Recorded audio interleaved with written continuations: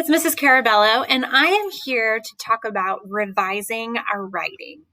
And one of the ways we can revise our writing is to add details to some sentences we have already written.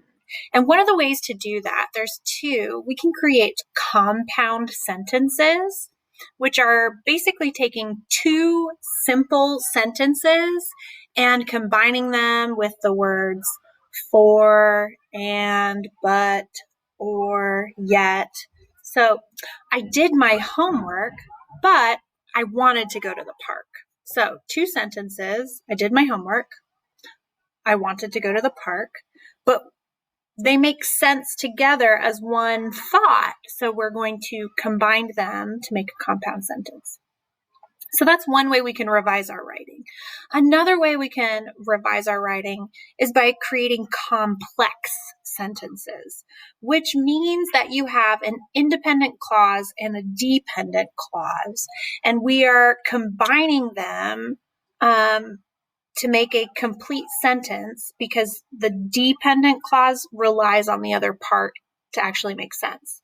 So we use words like as, after, although, when, while, until, because, if, since, to combine the independent with a dependent. So an example of that would be, I went to the park while my sister did her homework.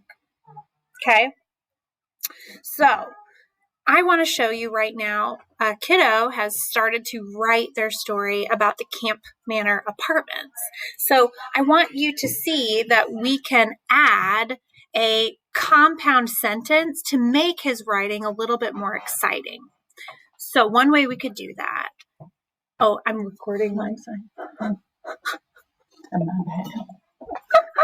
This is great. Just wanted to pop in for our lesson. So one way we can do that is we can make a compound sentence. So he said, I was built. Oh, here we go. This is actually a complex sentence. So I was built because a bunch of people began going to Springfield, so I needed to be built. Now, we might want to revise that slightly to make sure we are including commas. So I was built because a bunch of people began going to Springfield, comma, so I needed to be built. Now, people lived in me, and that was my purpose. So here we could maybe make this sentence a compound sentence. So people lived in me.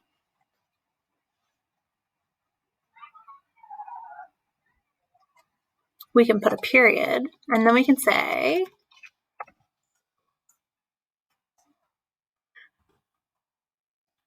my purpose was to give a living space for new Springfieldians, because that's what you called someone that lives in Springfield, and